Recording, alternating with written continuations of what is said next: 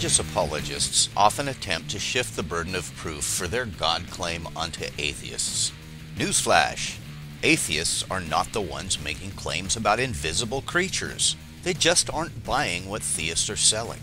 Foremost among these disingenuous religious charlatans is Dr. William Lane Craig, an intelligent and talented debater and an acclaimed snake oil salesman. While Dr. Craig has 2 master's degrees from Trinity Evangelical Divinity School and a PhD in philosophy from the University of Birmingham, he would have been better served studying science rather than ways to deny it. His deceit is evidenced by the fact that in debates in which he attempts to prove the existence of God, he invariably leads with the fallacious argument that it is incumbent upon atheists to prove that God does not exist. As a learned philosopher, Craig certainly knows the burden of proof rests on the claimant, not the skeptic. Most modern atheists make no definitive truth claim regarding the existence or non-existence of a god or gods.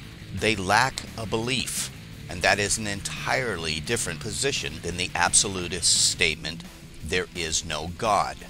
The attempt by religious apologists to define atheism as the denial of God is trickery intended to force the burden of proving a negative onto non-believers. Today's atheists do not accept that burden. They simply reject the idea of a divine overlord because there is insufficient evidence in favor of it. So again, the burden of proof is on the claimant, not the skeptic. Craig is also certainly aware that Bertrand Russell addressed the "prove God does not exist" argument with his celestial teapot decades ago. Russell wrote that if he claimed that a teapot were orbiting the sun, others must doubt him, as it would be nonsense for him to expect others to believe him on the grounds they could not prove him wrong. In an article titled, "Is There a God?" Russell wrote, "Many Orthodox people speak as though it were the business of skeptics to disprove received dogmas, rather than of dogmatists to prove them. This is, of course, a mistake. If I were to suggest that between the Earth and Mars there is a china teapot revolving about the sun in an elliptical orbit, nobody would be able to disprove my assertion, provided I were careful to add that the teapot is too small to be revealed even by our most powerful telescopes. But if I were to go on to say that since my assertion cannot be disproved, it is intolerable presumption on the part of human reason to doubt it, I should rightly be thought to be talking nonsense. If, however, the existence of such a teapot were affirmed in ancient books, taught as the sacred truth every Sunday, and instilled into the minds of children at school, hesitation to believe in its existence would become a mark of eccentricity, and entitle the doubter to the attentions of the psychiatrist in an enlightened age, or of the inquisitor in an earlier time. The Flying Spaghetti Monster, the deity of the Church of the Flying Spaghetti Monster, or Pastafarianism, is often used as a contemporary version of Russell's teapot, and it may better serve to refute the philosophical counter-arguments leveled against Russell's physical teapot by literary critic and novelist James Wood and philosopher Paul Chamberlain, because the Flying Spaghetti Monster, like other deities, can be invisible and insubstantial.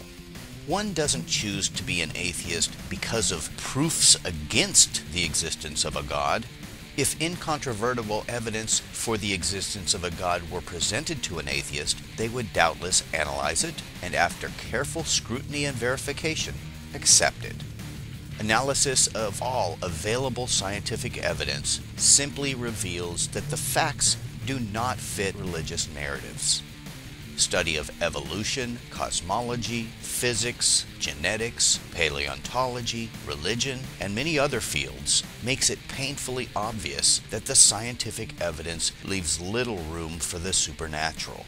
And since, over time, much of what was once attributed to mystical forces has been shown to have naturalistic explanations, it seems likely that currently unanswered questions, for which religion claims divine providence, will have naturalistic answers as well. I share the sentiment expressed in the account told of Pierre Laplace, who, when asked by Napoleon how God fit into the orbitary motion of the planets, was said to have replied, I had no need for that hypothesis.